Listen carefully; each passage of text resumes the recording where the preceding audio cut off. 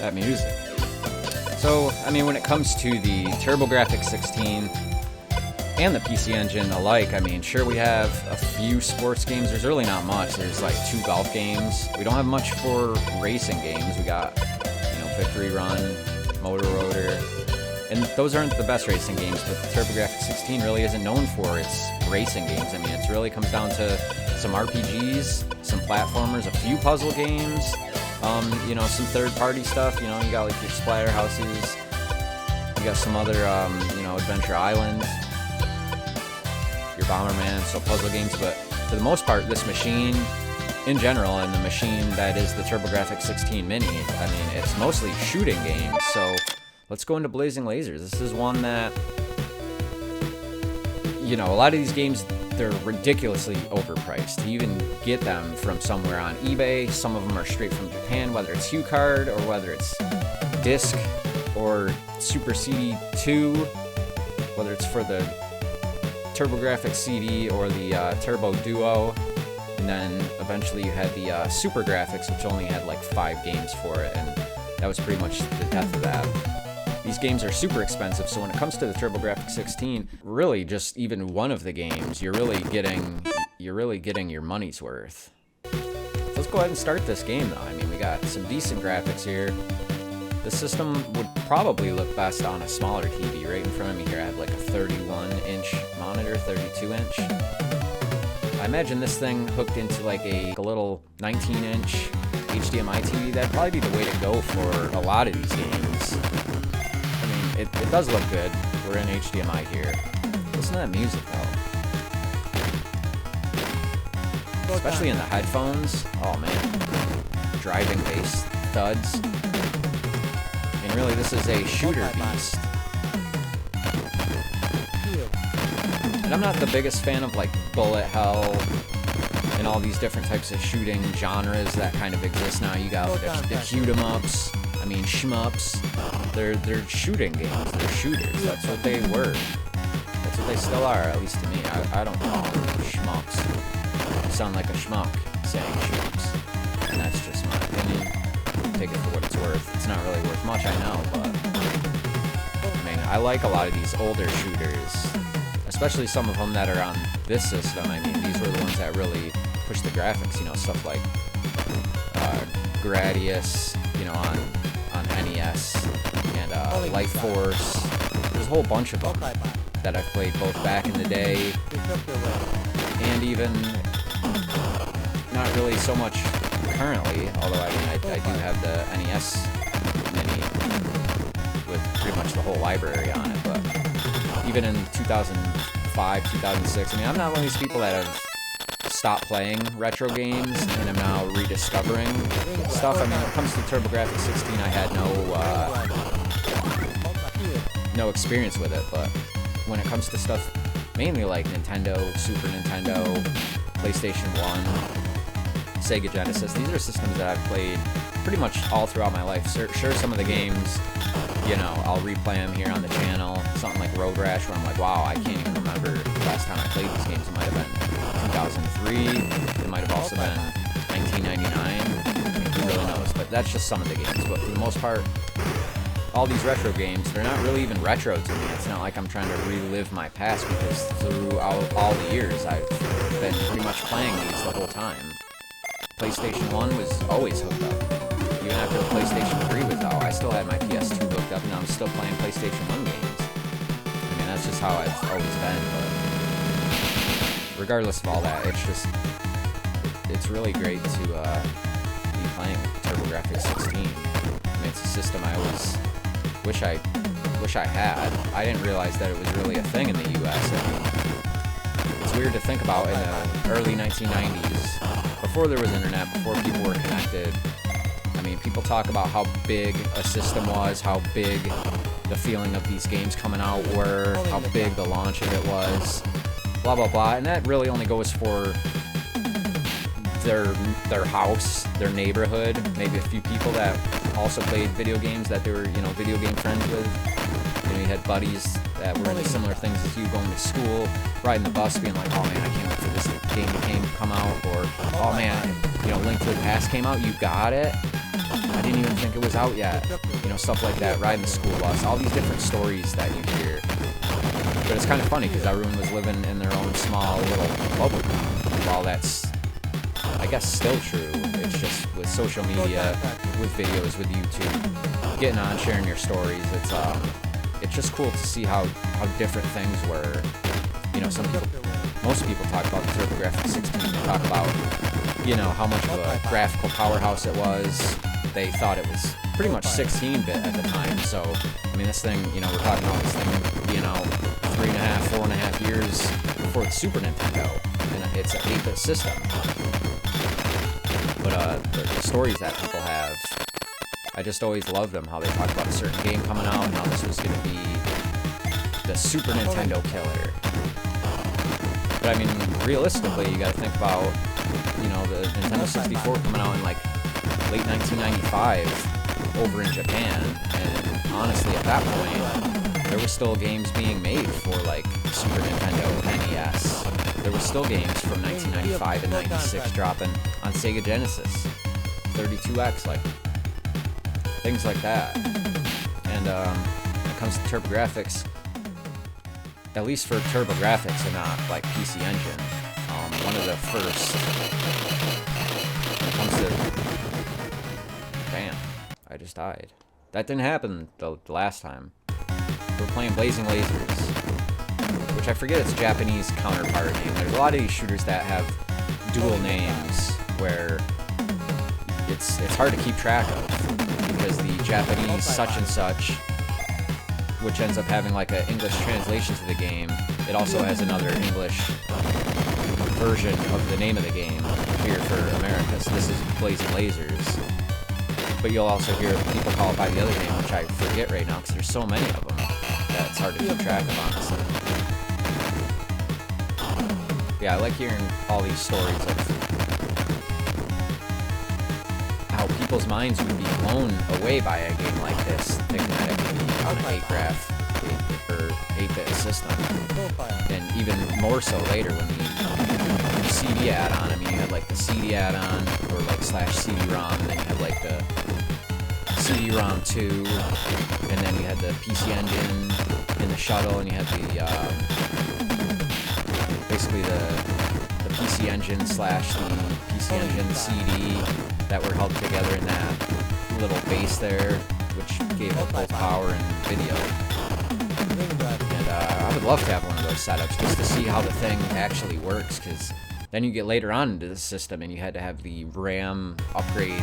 You know, it's like this arcade chip that's doing phenomenal things like polygons, and it's basically like, you know, doing, I guess, almost 32X / PlayStation type of stuff. There's some of these shooters that are doing like 3D polygon bosses and kinds of things that were on something like a 32X, which, I mean, is really ahead of its time. You're talking about like 1992, where you're using like Super CD-ROM 2, or Super, whatever they call it. When you go back to the menu, there's all these different logos for some of the games. I'll have to show you what I'm talking about here. I guess it'd be sort of similar to like if the NES actually had come out with their like Famicom disk system over here, but instead they just kind of made it work, even though they're a Japanese company. So I'd imagine that the Famicom disk system did better. Let's load that back up. It probably did better over there than it did here.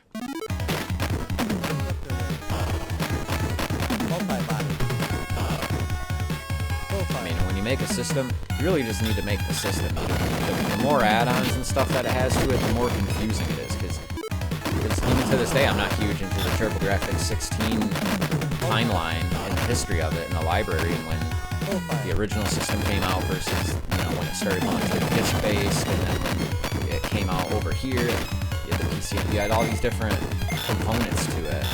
I mean, you could get a game like Dracula X, which is actually on this system, and that's one of the main reasons I bought it. That video will be coming. That's a game that I can't wait to play, but I'm having some restraint. I haven't played it yet. And like I said, that was basically one of the main reasons I bought this game. Sure, you can emulate it, sure, you pretty much get it for free, but in terms of, you know, a legitimate, nice way to play it on an HD TV, that doesn't involve the computer, I mean, that's one of the ways to go. Is this system right here. And that game you can only get in Japan. It was $100 back in the day. You had to get out of a magazine. So imagine what it costs now. I think you're paying at least $170 to $200 for that system, or for that game. And that's just for a single game. Let's get this guy. Yeah. This is a good game. You know, there were some other shooters on the Sega Genesis that I've played in more recent years that they weren't horizontal, they were vertical scrolling, or they weren't vertical, they were horizontal scrolling. And this reminds me more of the arcade ones that were on the Genesis. Not all of them, but some of them had the issue of, I mean, even like Gradius on the NES, your ship moves very slow, and it's kind of the same for the TurboGrafx-16. It's not too terribly slow, but there are shooters where your ship just it either moves way too fast and the controllers are way too touchy, which I've experienced quite a bit of that on the Sega Genesis. And I'm not a fan of that because one little tap of just trying to dodge one bullet, and you know, the horizontal scrolling shooters, you're ending up going directly into the wall. Some of the landscape that they had, kind of like in Gradius, like I was saying, you had the different land, the little mountains that you got to dodge. And for the case of the Sega Genesis, I mean, some of those, the controls were just too touchy. It's either that or sometimes the game just moves too slow, like some of the shooters on the NES. Not so much like a 1942, 1943. I think those are about the right speed at which you should move. This game moves really well. There's a couple other shooters that I've tried so far that I won't say what they are yet, but those pretty much had perfect controls. And there was also the complaint for this mini system of Lords of Thunder having a bit of input lag. And, you know, I didn't play the game originally, so maybe the controls are a bit different to what people are used to, but in terms of me playing it, I felt that the controls were, like, spot on, perfect. You move exactly where you're supposed to move. I'm sitting there watching the D-pad and watching my inputs, and they were exactly as they should be. And it seemed to be moving at the pace that I should be moving at. So I don't know what people's hang-up is with it, you know, there. But as I said, I never played the original game on the original system, so I guess I can't really speak on it, you know, 100%. So here we are, just have this single flying wing. Victory! Yeah!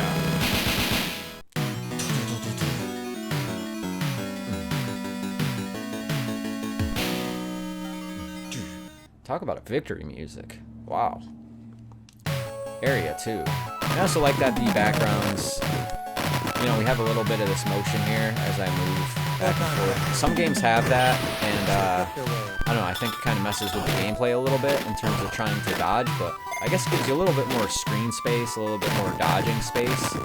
I think it becomes more difficult to maneuver with when your power-ups become like these extra ships that kind of do the shooting for you, and they'll stay by your side until something else is shooting at you, and then they kind of come off your ship, and it's almost like having a second player.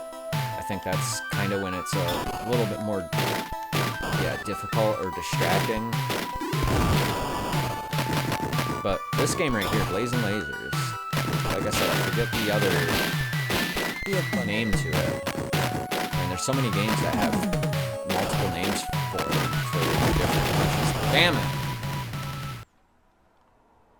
And when it comes to some of the hardest games of all time, I mean, you're looking at it right here. Some of these shooting games are damn near impossible to beat. I'm not just saying that. There's people that have been playing these games for 30 years that still can't do it. Even though they love it, and it's one of their favorite games of all time, they just can't do it. So this has been a great... Yeah, we're ending the video here. This has been a great lesson just in history in general. I'm definitely enjoying my time on TurboGrafx-16 and going back in time to some of these games. Right here I've just switched inputs and I have it looking really small on my computer screen, but it looks great.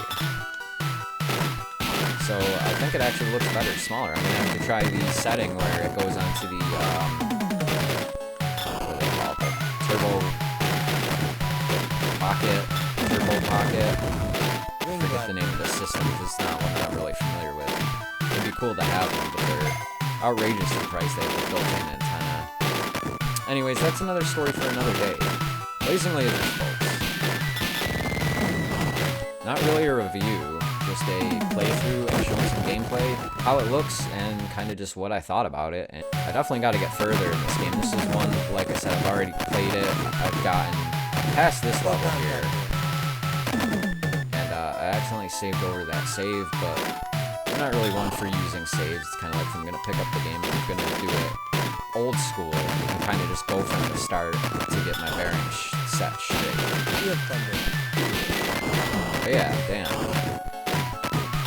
Really good game, good choice. And like I said, this machine here is kind of a shooter piece, so if you're into shooters, maybe consider getting yourself a TurboGrafx, PC Engine, or Core Grafx Mini. There's also a couple of secret hidden games on it, and we're hoping that the hacking scene is going to be the one that pulls through here. So these have just been my impressions, my thoughts. Let me know what you guys thought about this, and thank you so much for watching. This is D-Dub. Hit that like button, smash that subscribe button. I'll catch you on the next video. Thanks for watching.